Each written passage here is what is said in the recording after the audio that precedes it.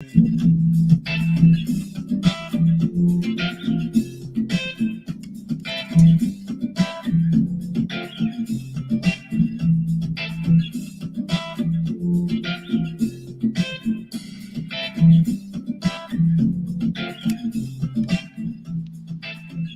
Christine.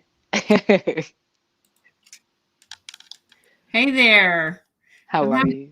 I'm well. How are you, my friend? I am great. I'm great. Thank you. Nice to see you on this rainy day in Georgia. Yes, I love that green on you. Thank you. It's St. Patty's Day.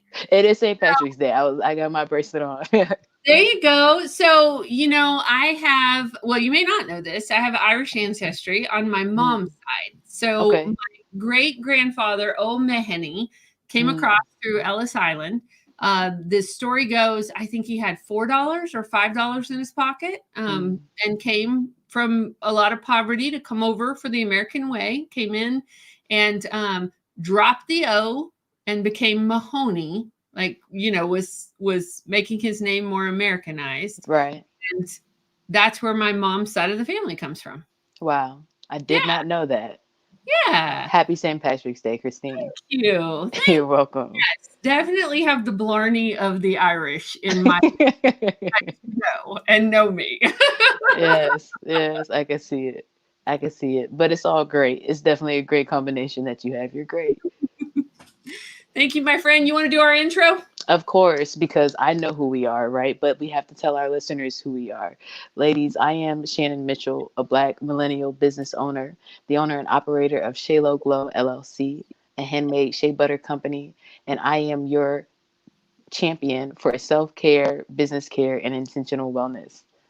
And hey, y'all, I'm Christine Gautreaux, a white social justice advocate, an international speaker, coach, and published author who helps you upgrade your self and community care. Yes, and together we are Women Connected in Wisdom, a podcast grounded in the 8 dimensions of wellness. Right. And every week we get together and we have intentional conversations about how to be wise in business, relationships, and in our lives and wellness. And often we are joined by incredible guests. And I can't wait. It'll be a few minutes before we introduce you to our guests, but y'all know I get so excited about the different guests that we have on the show because they're Yes. always amazing women. It's true. I mean, it's not hard to find amazing women when you look and you actually look at who people are. We have some pretty amazing people around us that do a lot to make sure that we're all taken care of. Right. So, what is our topic today, Shannon? What are we talking about? So, today we are talking about environmental wellness, and our definition that we're using is environmental wellness is having good health by occupying pleasant, stimulating environments that support well being. It promotes interaction with nature and also creating an enjoyable personal environment, both in and out of your workspace. So that can be outside, that can be inside. Your home is your workplace, is your different things now, right? What does that look like? That's what we're talking about today. Right. Well, and in season one, we started off with a good conversation about this, and I'm excited about who our guest is today and what she brings to the table. But Yes. before we get to her, since our last conversation on this, has anything changed about your environmental wellness? Because I know we were Hmm. sparking some questions or ideas. Right. Uh, has anything changed in your environment? So I know that my wisdom in action that I decided to do when we were talking about environmental wellness was walking on days when I might not run if I feel like I need to get outside. I'm gonna be honest. I think I was supposed to walk every other day outside of the ones that I ran, but I modified it. Okay. I keep the prerogative to modify how it fits.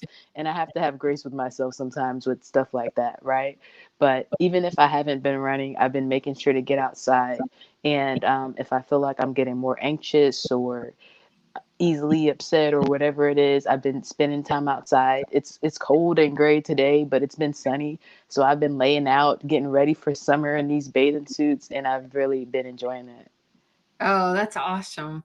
Well, I Yeah. think when we talked last time, I mentioned my friend Melody, who does the Shine On class. I just finished that on Monday. Oh, you That was finished it. I finished it. It was Good a job. 4-week class about organization and decluttering and really about your environment, like in your home, which was, I got a lot of work to do, but it was systems and how do we do things. And I'm already seeing a shift. So I'm really grateful between our conversation and then seeking out resources about, yeah. get some support on that.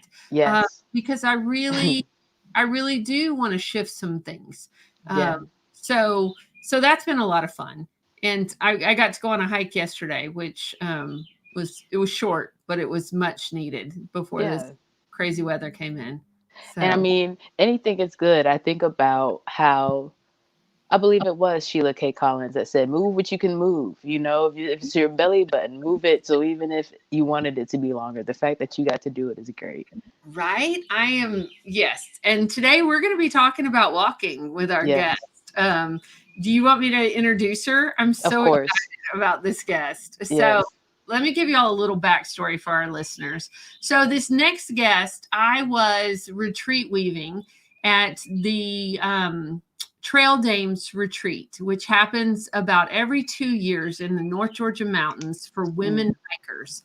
And I had been asked to come and open up the conference. I can't remember. I'll have to ask our guest when she gets on here. If there were 200, 300, who knows how many women were in the audience. And I, of course, used Interplay to start retreat weaving. And our next guest was on the very front row and was my partner for some of the events we did. She may not even remember this part. So we connected at that point, and we just haven't lost touch with each other yet. So I'm so excited to bring on our next guest. I'm going to read y'all her official bio, because y'all know with friends, I can say weird things. So I'm going to read the official bio. So we're all official about this. Here we go. Yes. So let me do this. So Colin Chambers is the founder of Wildwood Magic and is widely recognized for encouraging people to take walks in nature. After losing 100 pounds by adding a daily walk to her life, she now inspires people to find health and happiness through the simple act of walking. She teaches personal transformation through enchanted journeys in a magical union of walking as a sacred practice, rituals and ceremony, and self-empowering hiking and backpacking programs. Since beginning her career as a hiking guide and coach, owner of an outdoor gear shop, and facilitator of workshops and events, she has helped endless people discover their inner strength and self-confidence. Okay, wait till you hear this part, Shannon. Her own journey has taken her from hiking 2,180 miles on the Appalachian Trail to mystical sojourns. I always say that wrong. I think I said that word right. Mystical sojourns throughout Peru, Nepal, Thailand, Europe, and India. She is a certified wilderness responder, backpack survival instructor, and a leave no trace trainer. She teaches these and other skills through experimental groups and one-on-one custom created programs. She has a new book out that I am so excited about called Wildwood Magic, A Guide to Walking as a Sacred Path. And I'm so excited to introduce her to our listeners and have a conversation today. So we want to welcome Collin Chambers. Woo! Yay! Hey, Colin. Hey. So great to be here with these two beautiful women. What a lovely day. We are so glad to have you. And we also have a Thayer that's watching us on Facebook asking about, is this about religion? Nope, not today. Sometimes it's about religion when we're talking about spiritual wellness, but today we are talking about a different kind of wellness. So Colin Chambers, welcome to our show. We are so grateful to have you here. Thank you. The pleasure is all mine. Yeah. So new book. New book. Tell by your bio that not a new thing in your life. No, it's been with me for a long time. The funny thing is, though, when I was a kid, I didn't like taking walks. My dad would actually have to drag me. He called it red wagoning out the door. And so it's so ironic that I've dedicated my whole life to this now. Right? So there's hope for my girls. Oh, yeah. There's so that's why we're here. Yeah. You have Shannon doesn't know this about me, but I have a bad rep in my family of getting lost on hikes. And so my kids, like, you're telling us a story if you're saying we're going on a 2-mile hike, because that ends up a 6 or an 8-mile hike, and we're not doing that. Right. Maps you're are good. Maps are good. Yeah. We always That's a laugh good point. about trail angels, because I always have trail angels that show up, get me back on the path, right? Always. So, we met when we first met at the Trail Dame Summit. I, of course, was struck by your story of walking the Appalachian Trail, because that's on my bucket list. So let's start there. Tell us, how did you end up walking 2,000 miles? Well, at the time I had, when I left, which ironically was yesterday, 11 years ago. Wow. March 16th. Wow. Happy anniversary. 2010. Yes, thank you.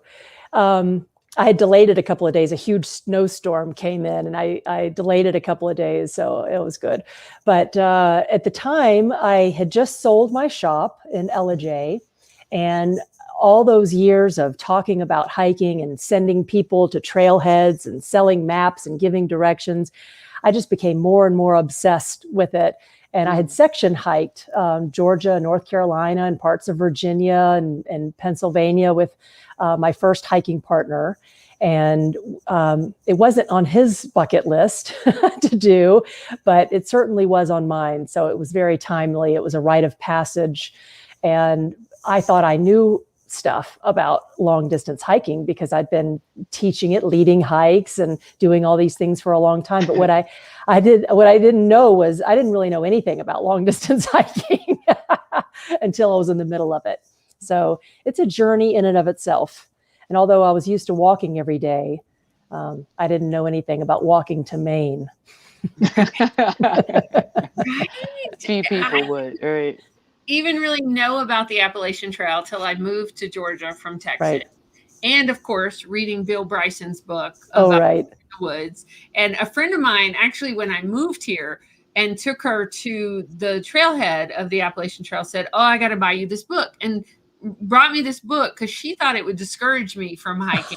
Because, there's bears in the book, but it didn't. It just lit more of a fire under me. Yes. So it's kind of like when you talk about in your book about the magic of walking. I want you to talk to us a little bit about that, about environmental wellness and how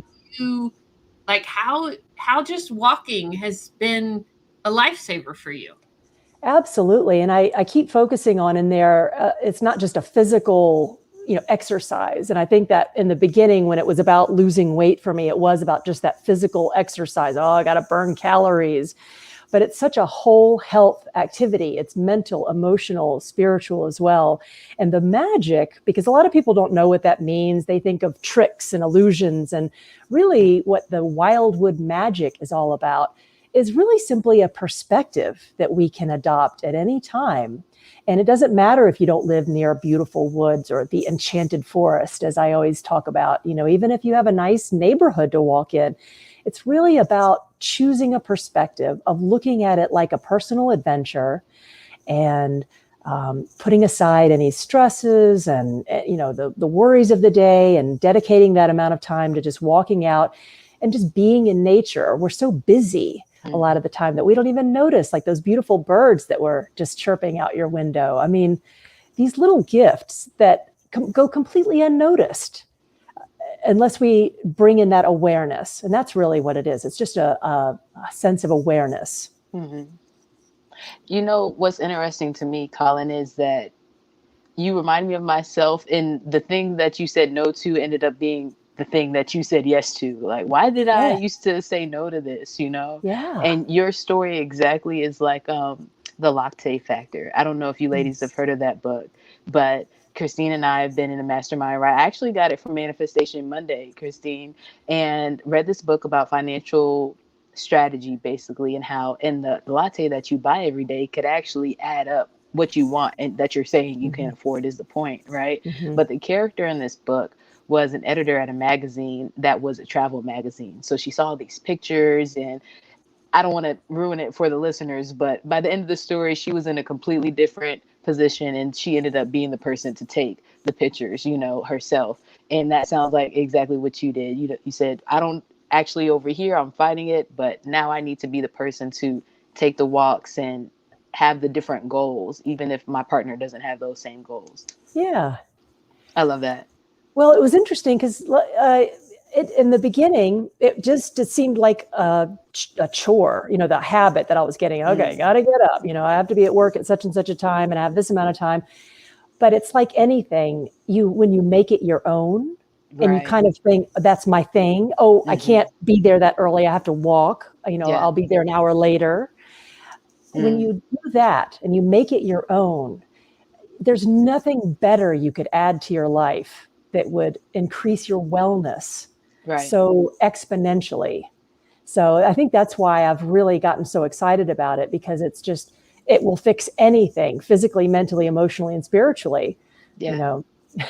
And I love that it's not about so it is about what you're doing. Of course, walking is revolutionary, like we're talking about, right? But it's also about committing to yourself. I feel like that's what I'm getting to, is how simple it is that we said no to ourselves at first. It's not about walking. It's not about, but it's why do we say no to ourselves so quickly? And that's the thing that'll get you everything else that you wanted, which is crazy. What were you going to say, Christine? Well, I was just thinking about, in my book, Still Point, we talk about boundaries and that's just what I heard you say. Oh, thanks for that shout out there. Of course. But, about boundaries, and that's what I'm hearing you say. I'll be there, but I'm going to take care of myself first. Which, I love that. Traditionally, people have thought is selfish, but we know that statistics, science, all the backing is now saying no, like put your oxygen mask on first. And then, so like the going for that walk, part of my morning practice is a morning walk in my neighborhood.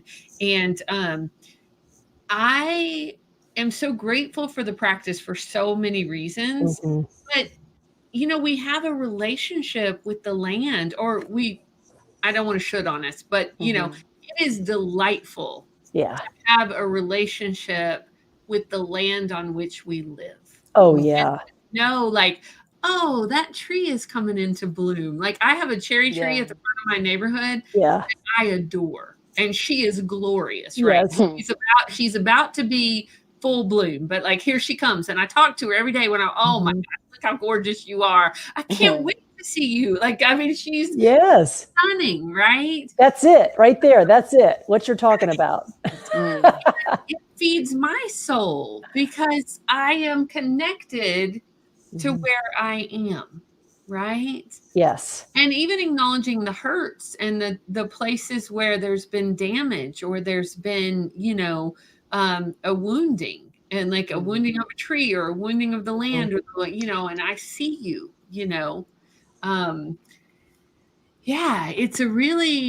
it's a different way of being that I know has created wellness in my own life. Yeah.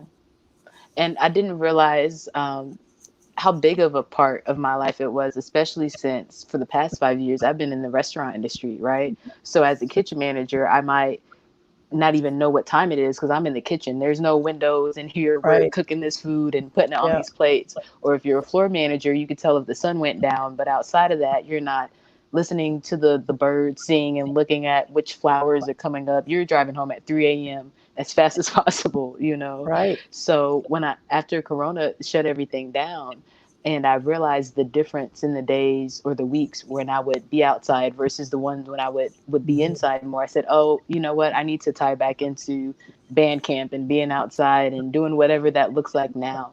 So I have a practical question for you. And this is specifically about the items, that somebody would need, right? So if I don't hike at all, what do I need as a woman to be safe and comfortable with everything that I want with me on a hike? Page 95. 95. Let me write that down. But it's page 95 in the book. And that's why I love books, because if it's really that important, we're going to write it down. So read the book. Yes. No, that's great. I've got my own. There's an official day hiking essentials list here, and it's Ooh. pretty comprehensive. It's comprehensive on purpose, and I do go Yes. into the details of, if you're just starting a practice where you're leaving your house in the morning and you're walking in a neighborhood, you may not need all those things. Right. But if you're going into the backcountry, it's better to be safe than sorry, even if it's a short hike. So the list talks about, the first aid and the light. And, I like to have, even if I'm going for a day hike, I like to have provisions to spend at least one night. May not be a comfortable, warm, happy camping kind of night, but I will survive. Even if it's just a trash bag, a giant trash bag that you can affix a shelter for. So I get into the kind of survival aspect of it. And that's a little bit overkill for a lot of people just trying to add a daily walk. And I do reference that in there. Sometimes when I go on just my neighborhood walks, because I was quarantined in a city this past year, I talk about, what do I have in my pockets? I always have my phone, and I usually have some headphones, bandana and my pocket knife. And that's why we women, we need pockets. We got to carry stuff. Right. Real pockets. Yeah. Yeah. But you don't need a whole lot of stuff. And that's the beautiful thing. If you do want to get into hiking, you don't need a whole repertoire of gear. You really just need good shoes. That's the main requirement, is some good supportive shoes and good socks and a good attitude. Yeah. If you're and your map and water and some snacks and a knife and so you buy this book, right? And everything will be in there. And Colin, one of the things I love about this book, so y'all, this book is, first of all, easy to read, super easy. It's got some great stories in it. It's got practical advice. I'm a quote girl. I'm a word girl. So I love all the quotes in there. And one of the things that I knew this about you before the book came out, but I really honor and respect about you, is your leave no trace policies and training. And I would just love for you to talk to our listeners about the leave no trace 7 principles. I love it. It's totally environmental wellness. Yes. And thank you for mentioning the leave no trace, because I'm a huge advocate for it. And there's so much detail in the 7 principles that you don't even realize. Like, I didn't even know until a few years ago, being an avid walker and hiker and long distance hiker, it's not even good to throw your apple peels or your banana peels, because I always thought, they're, but it's not food that's indigenous to the area. You are leaving, a smellable food that animals will eat, and that can be damaging. There's also pesticides on our food, unfortunately, and things like that. And these animals don't know, they have such a clean, pure system. But so the 7 principles, it's fun because I've been practicing and doing some fun videos about them as an educator. They really cover, like, I was going to do this chapter on hiking etiquette. And what I realized is everything that I wanted to talk about was wrapped up in one of the principles. Walk, travel, and camp on durable surfaces. This is that's number 1. And the interesting thing is, like, walking around a mud puddle. We were just doing this morning. They get wider and wider and wider. So technically, if you want to be really leave no trace, you walk through the mud puddle, instead of going around it. And that's not always great to do if it's deep water and stuff like that. But I always make it kind of fun and try to step on the rock, and then step on the root, and try to make it through the mud puddle without going around it or something like that. Dispose of waste properly. That includes not only our own waste personally, and there's a right and a wrong way to do that, but also garbage and not leaving anything. And it's really an attitude of like, leaving a place better than you find it. And that's become my thing is, even picking up those little tiny corners of bar remnants, from the granola bar, that little corner. You see those because they come out of pockets so easily. Things like that. All the stuff that you wouldn't even think about. But leaving a place better than you find it is an attitude. It's having respect. And that's the environmental wellness aspect of it. It's really being in harmony with nature and taking ownership, like I was talking about, like being accountable. Like I am a steward. The trees have no voice. You know, the land, the animals have no voice. So it's up to us to be an advocate for them. And I just, as soon as when I went through my Leave No Trace training, that's what my wonderful instructor was talking about. And I really understood that. It was just like a new twist and a perspective. And so I'm a big advocate for teaching the principles. But I just want to make sure I worded them correctly. So plan ahead and prepare is the very first one. That covers everything, you know, having these things you were talking about, making sure that you're planning your route, you know where you're going, you know what the weather's going to be like, you're dressed properly, you have everything that you need. All of the problems that you could potentially come in contact with, you can actually prepare for them ahead of time before you get to the trail. So doing your due diligence about the area that you're going to. Also leaving what you find, not building rock cairns, except where they already are to mark the trail. You know, a lot of times above tree line, we don't have blazes on trees and things like that. We have these little stacks of rocks, and it's important to leave those alone so that people can find their way when there's not a real well-marked path. But it's become a real thing for people to build these rock cairns, and it's a controversial subject because a lot of people feel like that's art, and it is to a lot of people, and they would be correct. But also there's a lot of people who don't want to see signs of humans, and we want to leave it in our natural state. So that was kind of one of those things like, I didn't realize that was a Leave No Trace thing, not to build the cairns. But also minimizing our campfire impact, making sure that we're not denuding an area and just being mindful, you know, burning small, well-tended fires and making sure that we're putting them out completely, because that's how we, be respectful and mindful, is making sure that there's no wind could come and pick up an ember and they can travel up to a mile.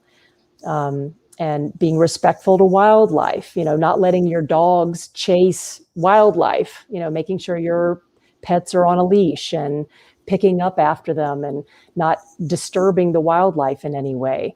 Know that we're in their yard, and of course being considerate of others is the last one, which is, I would have used a term like common sense, etiquette, but we have to define everything now. And that means, don't have your stereo blasting, use headphones, and be courteous and smile to somebody when you pass them on the trail. It's a tough time, so thank you for giving me the opportunity to talk about those, because I'm a really big advocate of just, I call it being a keeper of the land.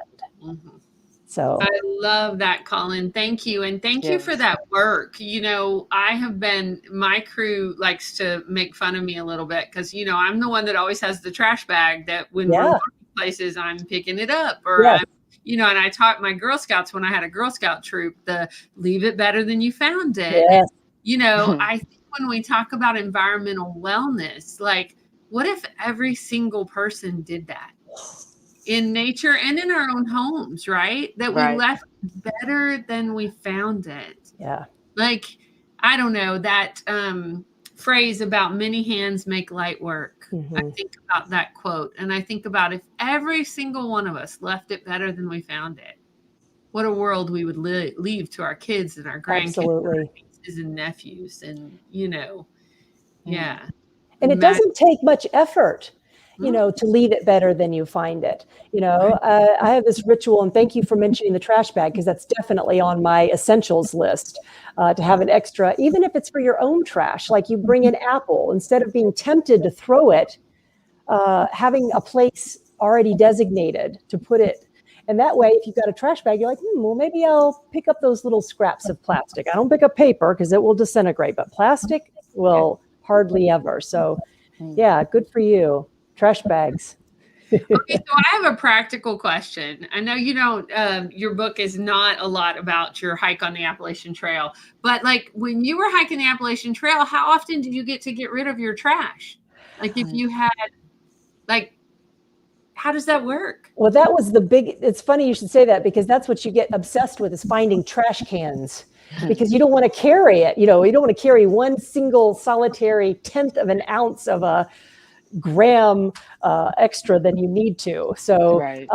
But it depends on the area, because some areas it kind of weaves in and out of urban areas, more frequently. And there's trash, they know if it's a trail crossing and it's the AT, it's going to be a busy trailhead if it's at all accessible. So there was usually trash bags. But yeah, I had a trash bag that I kept in my food bag, because it was always going in my bear bag when I would hang it, because it was full of smellables. Trash is just as bad as food, that you don't leave in your tent or in your pockets of your rain jacket when you go to sleep at night. Yeah. Here in the North Georgia mountains, because you'll get some friendly bears. Yeah. Right. Bears that will come and investigate.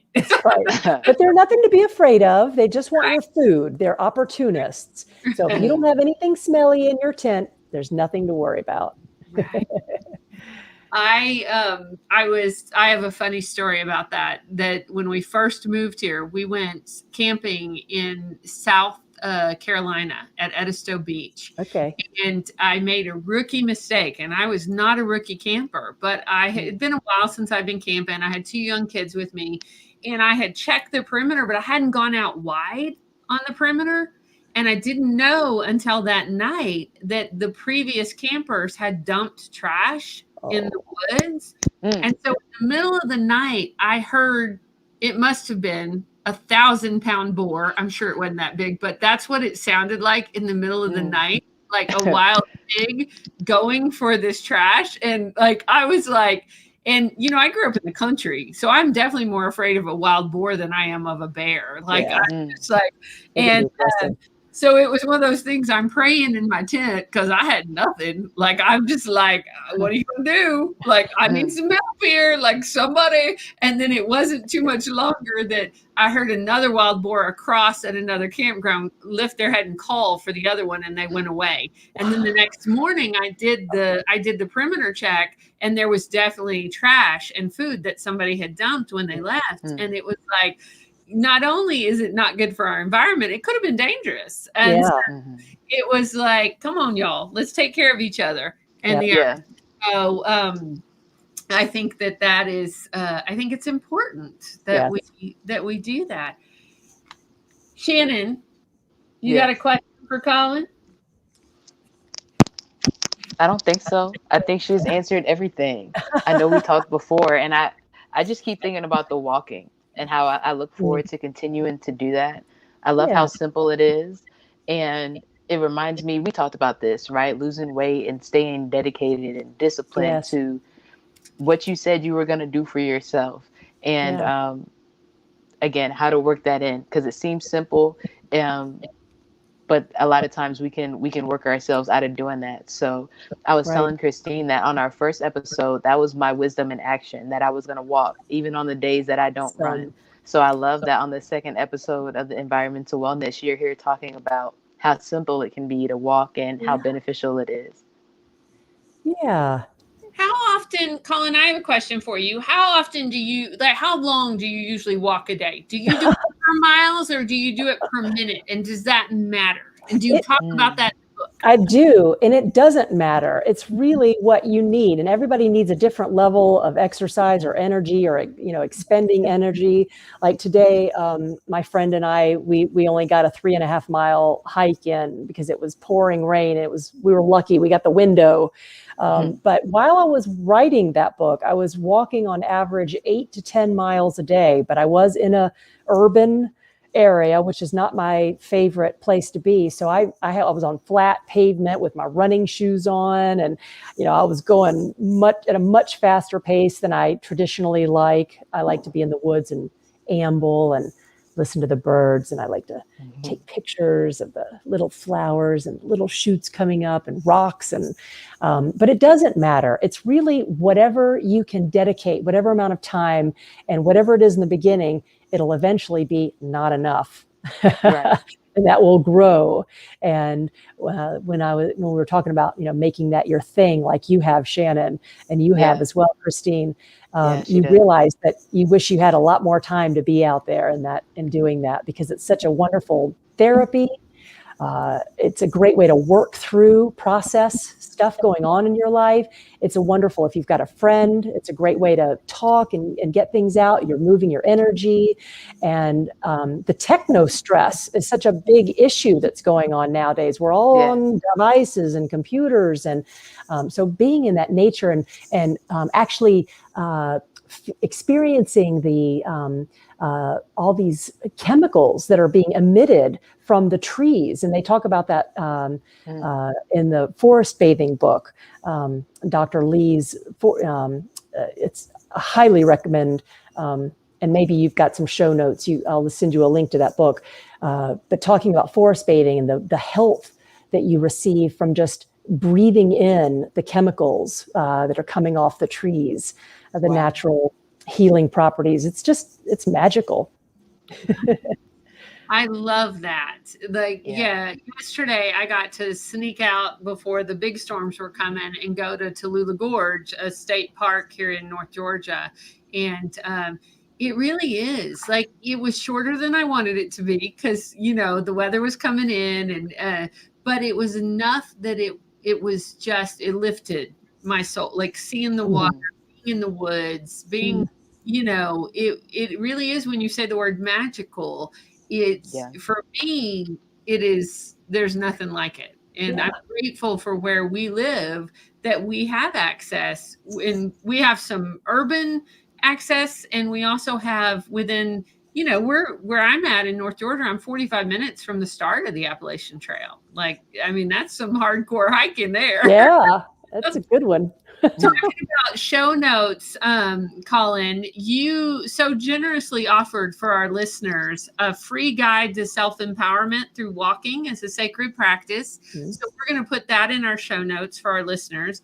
And also the official Wildwood Magic Day Hiking Essentials and What to Wear list. So this is your question, Shannon. We'll put a link to that in the show notes.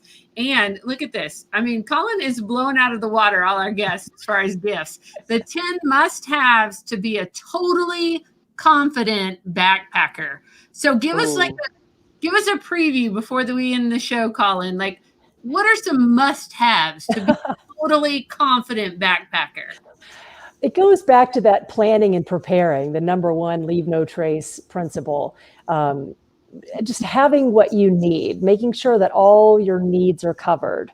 And that's what I go back to every time is just making sure you have quality gear, you have a home, and you have some good food, and you have plenty of water and a way to get more water when you need it, and some warm layers and rain protection. And so I just go through the kind of essentials list with some of my favorite gear in there. And but it's I'm in the middle of filming an online backpacking as a sacred practice course.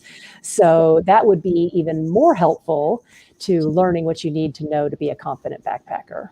Oh, I love that. Preview. I love it. Hey, Shannon, you want to tell Colin about our Wisdom in Action and tell her what we do with that and ask her what hers is this week?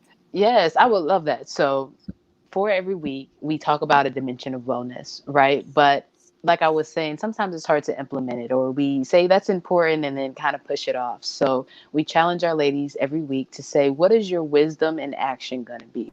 You took in some new information, and what new that you heard are you going to apply? So you've been working on walking for a while, right? You have your new book. What is your wisdom in action this week with environmental wellness? Taking after this conversation, I think that I'm in like I said, the filming mode and putting this course out there. I think I'm going to be very cognizant of the environmental wellness that I'm spreading. So the people that I come in contact with, I'm going to share these messages of how to be an advocate for nature. I think I'm going to keep stepping forward with that and advocating for nature. I love Oh, that. that's yummy, Colin. Thank you. Yes. Before we say goodbye, it's always the bittersweet part because we could talk to our guests all day. But where can folks find your book? Well, you can go straight to Amazon and type in Collin Chambers and Wildwood Magic, a guide to walking as a sacred path, or you can just simply go to my website, which is wildwoodmagic.com, and click on the book, and there's a link there as well. So I'm surprised it didn't say the baby, because anybody that's an author knows it is like when you birth this book, it's like birthing a baby. Yes. And it's like, look at my new baby. Everybody come tell me how good my new baby is, how cute my new baby is. Yes, and there's like hidden creatures in the cover. There's butterflies and I did have a question for you on that, because I love things like that. How many are there? Because I haven't found them all. Okay. I should put a list in there of everything that's in there. That's my wisdom in action. I don't know if it's a wisdom, but I'm going to find all 12 of the secret hidden things in the cover of this book. I am really excited about. They were actually a lot more, but they got cut off on the margins. Oh, that happens. Maybe there's 13. Could there be 13? Yes, absolutely. Thank you so much for coming and chatting with us today about environmental wellness. We are grateful to be connected to you, and thank you for the work that you do in the world. Oh, thank you. And thank you for the work that you both do in the world. I'm so honored to be here talking with two wise women about this and just spreading the love. Thank you for all of that you do. Thank you. Thank you so much. We'll talk to you soon, Colin. Bye, Colin. So good. Shannon, so good. We always have such a good time. Right? What was your number one takeaway from that conversation? Ooh, number one takeaway was, I think it was the trash bag. I don't think about taking trash bags when I walk. I do intentionally throw things in the trash. I don't just throw them out the window or stuff like that. But if I'm walking, I wasn't thinking about a trash bag, but that does make sense. Right? Yeah. Yeah. I've always known about the leave no trace principles, but I really enjoyed when Colin was talking about it's hiking etiquette, right? It's kind of like, I was thinking about the fact that it's like if we invited somebody to our house, right? Or if we went and were guests in somebody else's house, how would we behave?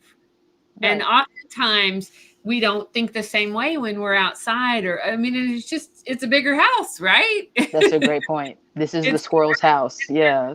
Our home, right? And so that's a great point. So I was thinking about that and just how we can co-create it as far as like, how do we want it to be, whether it's our home or our outdoor space, or, we have a choice. And that whole thing we got off on about if everybody left it better than they found it. Yeah. That makes my heart smile when I think of that. It makes I haven't completely finished her book. I have to confess. I didn't confess that to her, but I started it and it's amazing. So I'm really, I will give us some quotes when we're on our social media and on our show notes, because it is really good, y'all. And I probably need to read it start to finish. I've just been kind of hopping around and going, ooh, this piece. Ooh. Okay, and I just opened up to this chapter that says, Chapter 8, I know you're excited about a section called feet. That's funny. And she talks about Colin's still here, Colin, you're funny. Right? And just practical things. And as far as other, she's got a little section in here about labyrinths, which I love, because I find labyrinths wherever I go. So well, my friend, this has been a delightful conversation. We talked about Colin's wisdom in action. What is your wisdom in action for this week? My wisdom in action this week is running. I told you that's on my goals list, and that's something that I was consistent at that I kind of fell off. So we're right where we should be for the week, and staying committed to the things I said I'm going to do for myself. Getting outside, breathing that fresh air is what I'm going to do. Be wise in my consistency. I love it. My wisdom in action is going to be continuing to declutter and spring clean. I So love that. inside of my house and outside. So picking up sticks if they need to be picked up. I'm cleaning out flower beds and prepping my garden, and, you know, environmental wellness both inside and outside of my house. So I'm pretty, you know, it's that time of year. It's a nice year to be doing some of that. So it is. And I think that after 2020, it's a great year to get rid of stuff that you don't need, make space, make room for the abundance and everything that you want for yourself. You know, that's how I see it too. I totally agree, my friend. Yes. Okay, ladies, thank you so much for joining us on our first episode of season 2. Don't forget to be well, be wise, be whole, and we'll see you next week live at 5. Looking forward to it. Yes. Good night, Chrissy.